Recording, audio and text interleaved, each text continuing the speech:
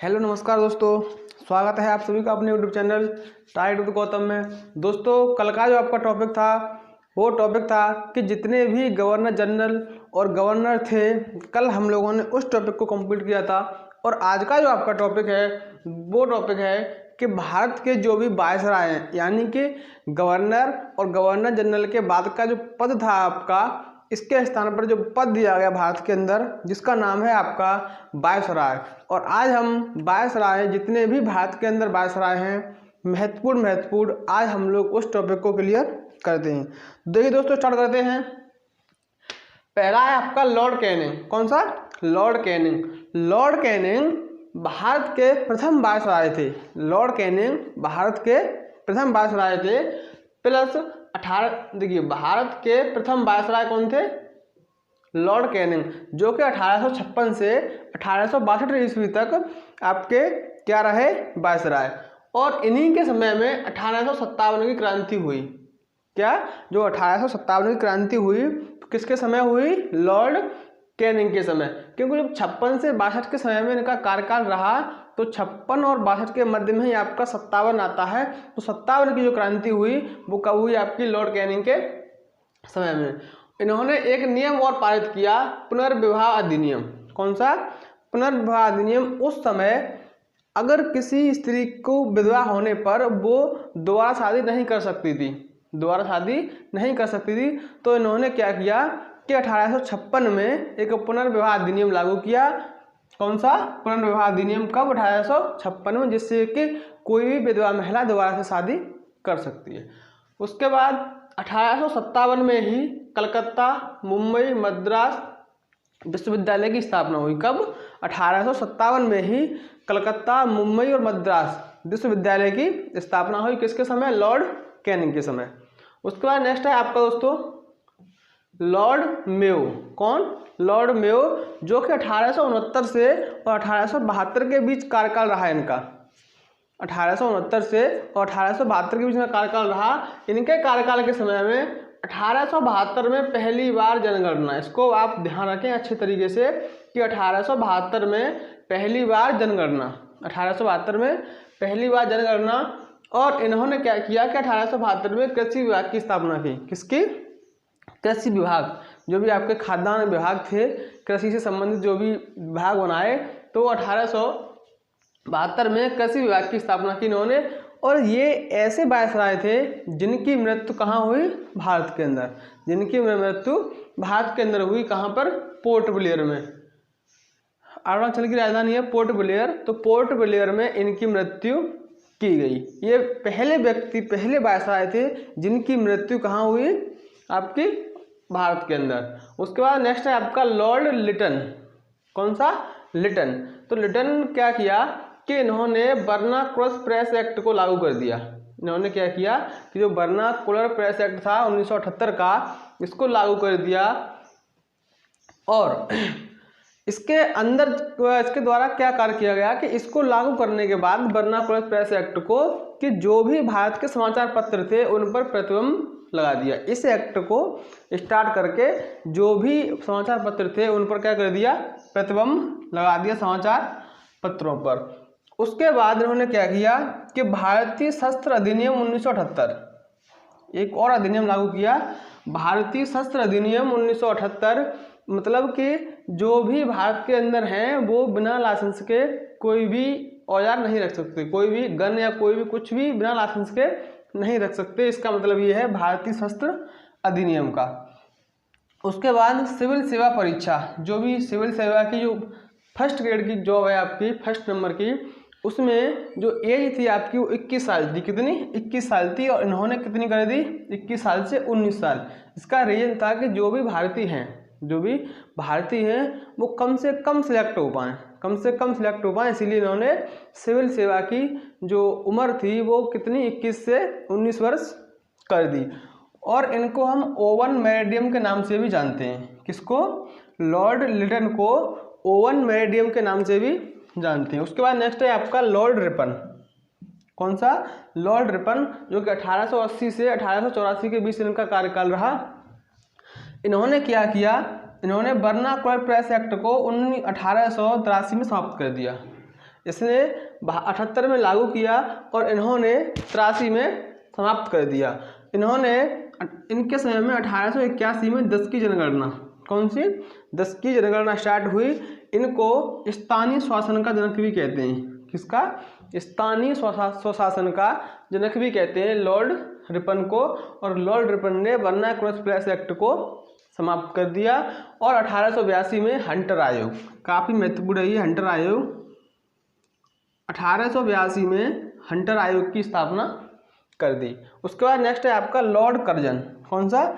Lord Curzon, जो कि 1899 से 1905 तक वायसराय रहे। सर्वाधिक अलोकप्रिय, ये इतना खुरापाती था बहुत ज़्यादा। इसने आते आते ही इसकी नीति थी कि भारत में फूट डालो और राज करो, भारत में फूट डालो और राज करो। इसने आते आते ही क्या किया कि 1905 में बंगाल विभाजन कर दिया। 1905 में ही बंगाल विभाजन कर दिया और विश्वविद्यालय की स्थापना की इसने। विश्वविद्यालय अधिनियम जो था आपका 1904 का, विश्वविद्यालय अधिनियम 1904 इसने ये लागू कर दिया। लेकिन इसका जो सबसे मेन पॉइंट है कर्जन का, तो कर्जन ने क्या किया कि 1905 में बंगाल का विभाजन कर दिया। 1905 में बंगाल का विभाजन कर दिया। उसके बाद नेक्स्ट है आपका लॉर्ड मिंटो। कौन सा? लॉर्ड मिंटो, जो कि 1905 से 10 तक इनका कार्यकाल रहा। इन्होंने कार्य किया वायसराय के पद पर। इन्होंने क्या किया कि 1906 में 5 से 10 के बीच कार्यकाल है। 1906 में मुस्लिम लीग की स्थापना हुई। तो मुस्लिम लीग की स्थापना किस वायसराय के समय में हुई? लॉर्ड मिंटो के समय में हुई। और 1907 में कांग्रेस का विभाजन, बंगाल विभाजन कब? 1905 में कर्जन के समय। और कांग्रेस का विभाजन 1907 में किसके समय? मिंटो के समय। और उन्होंने 1909 का मार्लो मिंटो सुधार अधिनियम लागू किया। कौन सा? एक अधिनियम बनाया इन्होंने 1909 का मार्लो मिंटो सुधार अधिनियम। तो ये है आपका लॉर्ड मिंटो से। नेक्स्ट है आपका लॉर्ड हार्डिंग। कौन सा? लॉर्ड हार्डिंग, जो कि 1910 से 1916 के बीच रहे। इन्होंने बंगाल विभाजन को रद्द कर दिया। क्या किया? मिंटो ने तो बंगाल विभाजन स्टार्ट कर दिया इसने, लॉर्ड कर्जन ने, और मिंटो ने कांग्रेस विभाजन कर दिया। और आगे चलने के बाद लॉर्ड हार्डिंग ने क्या किया कि बंगाल विभाजन जो रद्द हुआ था, बंगाल विभाजन, उसको इन्होंने रद्द कर दिया। यानी कि बंगाल विभाजन को फिर से इन्होंने बंगाल के लोगों को एक कर दिया। और 1912 में दिल्ली को इन्होंने राजधानी बनाया। कब? 1912 में इन्होंने दिल्ली को राजधानी बनाया। और 1916 में BHU, वाराणसी हिंदू यूनिवर्सिटी की स्थापना की। कब? 1916 में। 1916 में इनके समय ही स्थापना हुई थी। लेकिन स्थापना जो की थी वो राजा राम मोहन राय ने बनारस हिंदू विश्वविद्यालय की स्थापना की थी 1916 में। किसके समय हुई थी वो? लॉर्ड हार्डिंग के समय। उसके बाद आए आपके चेम्सफोर्ड, 1916 से 1921 तक। 1916 से 1921 तक कौन आए? चेम्सफोर्ड के समय ही होम रूल 1916, होम रूल आंदोलन जो था आपका वो स्टार्ट हुआ। कब? 1916 में। ये क्वेश्चन पूछ लेता है कि होम रूल आंदोलन के समय आपका जो वायसराय था वो कौन था? तो कौन थे? चेम्सफोर्ड। और चेम्सफोर्ड के समय ही 1919 में रॉलेट एक्ट लागू किया था, जिसको हम काला कानून के नाम से जानते हैं। जिसमें होता क्या था रॉलेट एक्ट में कि किसी भी भारतीय को शक के दायरे में रखकर उसको गिरफ्तार कर लेते थे और जेल में डाल देते थे। उसके बाद जलियांवाला बाग इन्हीं के समय में हुआ। 13 अप्रैल 1919 को जलियांवाला बाग हत्याकांड हुआ था। किसके समय में हुआ ये? चेम्सफोर्ड के समय में। और 1919 का खिलाफत आंदोलन भी किसके समय हुआ? चेम्सफोर्ड के समय में। और 1920 का असहयोग आंदोलन भी इन्हीं के समय में हुआ था। उसके बाद है आपका लॉर्ड इरविन। कौन सा? लॉर्ड इरविन आपका 1926 से लेकर 1931 तक रहे। 1926 से लेकर 1931 तक रहे। तो 1928 में साइमन कमीशन भारत आया। 1928 में साइमन कमीशन भारत आया। तो साइमन कमीशन किसके समय भारत आया? लॉर्ड इरविन के समय साइमन कमीशन भारत आया। तो इसमें एक भी भारतीय नहीं था। जितने भी थे वो सारे कौन थे? ब्रिटिश अंग्रेज ही थे। और इसको लाजपत राय ने काले झंडे दिखाए और साइमन इज गो बैक के नारे लगाए गए। उसके बाद 1928 में आई नेहरू रिपोर्ट। क्या आई? क्योंकि अंग्रेजों ने चैलेंज दिया कि अगर तुम्हारे अंदर क्षमता है तो तुम अपना खुद का कानून बना लो, कानून बना सकते हो। तो साइमन कमीशन में क्या था कि सारे नियम ही थे। तो नेहरू रिपोर्ट आई कब 1928 में, और 1930 में दांडी मार्च हुआ, जो कि गांधी जी के नेतृत्व में दांडी मार्च स्टार्ट किया गया था। उसके बाद नेक्स्ट है आपका सविनय अवज्ञा आंदोलन 1930 में, सविनय अवज्ञा आंदोलन। तो इतने सारे पॉइंट हैं किसके लिए, लॉर्ड इरविन के समय, ये काफ़ी महत्वपूर्ण है। और गोलमेज सम्मेलन, पहला गोलमेज सम्मेलन 1930 में हुआ था, दूसरा 31 में और तीसरा 32 में।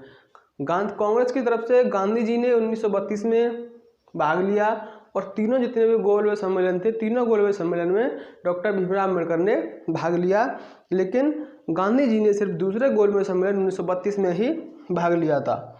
उसके बाद नेक्स्ट है आपका लॉर्ड लिनलिथगो, कौन सा, लॉर्ड लिनलिथगो 1936 से 1943, 1936 से 1943, यानी कि जो द्वितीय विश्व युद्ध था जो कि 1939 से प्रारंभ होकर 1945-44 तक चला। तो द्वितीय विश्व युद्ध किसके समय हुआ, लिनलिथगो के समय।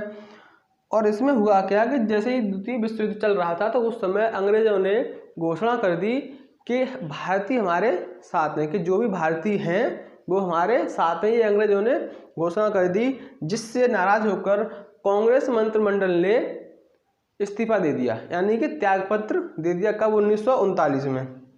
1939 में कांग्रेस ने क्या किया कि त्यागपत्र दे दिया, और 22 दिसंबर 1939 को क्या मनाया गया, मुक्ति दिवस। क्या, मुक्ति दिवस। उसके बाद 1940 में आपका अगस्त प्रस्ताव, 1940 में अगस्त प्रस्ताव आया, अगस्त प्रस्ताव।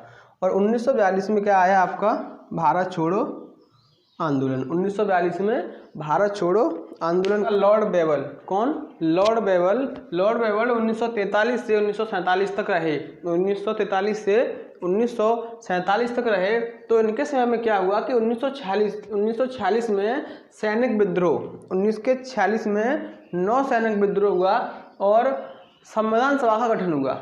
1943 से 47 के समय ये रहे लॉर्ड बेवल, और 1946 में 9 सैनिक विद्रोह, 1946 में 9 सैनिक विद्रोह, और संविधान सभा का गठन, संविधान सभा का गठन 9 दिसंबर 1946 से स्टार्ट हुआ। 9 दिसंबर जो संविधान सभा की पहली बैठक हुई 9 दिसंबर को 1946 को, और जो दूसरी बैठक हुई 11 दिसंबर को, तीसरी बैठक हुई कब, 13 दिसंबर को।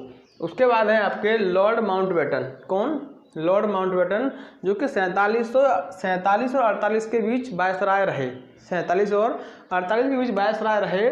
तो इन्होंने ये अंतिम गवर्नर जनरल थे। कौन, ये आपके अंतिम गवर्नर जनरल थे, भारत के अंतिम गवर्नर जनरल कौन थे आपके, लॉर्ड माउंटबेटन।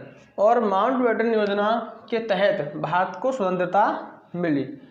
क्या मिली, नहीं, यहाँ ये गवर्नर जनरल नहीं होगा, ये होगा यहाँ पर अंतिम वायसराय, अंतिम वायसराय। अंतिम वायसराय कौन थे आपके, माउंटबेटन। और माउंटबेटन योजना के तहत भारत को स्वतंत्रता मिली, माउंटबेटन योजना के तहत ही भारत को स्वतंत्रता मिली। और इसके बीच भारत स्वतंत्र हुआ, तो स्वतंत्रता मिली भारत को किसके तहत, लॉर्ड माउंटबेटन योजना के तहत। और उसके बाद स्वतंत्र भारत के जो पहले गवर्नर जनरल थे वो कौन थे आपके, माउंटबेटन। स्वतंत्र भारत के पहले गवर्नर जनरल थे आपके कौन, माउंटबेटन। लेकिन माउंटबेटन को क्या हुआ कि एक अंग्रेज थे और इन पर विद्रोह उठाया गया कि स्वतंत्र होने के बाद भी क्यों एक अंग्रेज को ही वायसराय बनाया गया है, क्यों एक अंग्रेज को ही गवर्नर जनरल बनाया गया है। उसके जैसे ही यहाँ तक जैसे देश स्वतंत्र हुआ तब तक तो रहा आपका गवर्नर जनरल, मतलब यानी कि वायसराय, और वायसराय के बजाय फिर से गवर्नर जनरल के पद को सामने लाया गया। तो स्वतंत्र भारत के जो पहले गवर्नर जनरल बने वो कौन बने आपके, माउंटबेटन। और माउंटबेटन के बनने के बाद इन पर ये आरोप उठाया गया, ये आवाज़ उठाई गई कि स्वतंत्र होने के बाद भी क्यों एक अंग्रेज को और गवर्नर जनरल बनाया है। तो इसीलिए 1948 में, कब 1948 में इनको हटा दिया गया, 1948 में इनको हटा दिया गया। और फिर उसके बाद सी राजगोपालाचारी को पहला गवर्नर जनरल बनाया गया, यानी कि स्वतंत्र भारत का पहला भारतीय कौन, स्वतंत्र भारत का पहला भारतीय गवर्नर जनरल कौन था आपका, सी राजगोपालाचारी। और सी राजगोपालाचारी 1948 से लेकर 1950 तक क्या रहे, गवर्नर जनरल। और उसके बाद में गवर्नर जनरल पद को समाप्त कर दिया और 1950 से आपका राष्ट्रपति पद सामने आया। कौन सा, संविधान बना, संविधान लागू हुआ तो उसके द्वारा गवर्नर जनरल के पद को समाप्त कर दिया गया और क्या सामने आया, राष्ट्रपति पद सामने आया। तो ये थे दोस्तों आपके सारे जितने भी महत्वपूर्ण वायसराय थे वो मैंने आप लोगों को करवा दिए हैं। तो चलिए मिलते हैं नेक्स्ट क्लास में। आज के लिए इतना ही काफ़ी। जो किसी भाई बहन या किसी दोस्त ने चैनल को सब्सक्राइब नहीं किया है तो प्लीज़ चैनल को सब्सक्राइब करें, शेयर करें, लाइक करें वीडियो को। चलिए दोस्तों मिलते हैं नेक्स्ट क्लास में। आज के लिए इतना ही काफ़ी। All the best, thank you so much.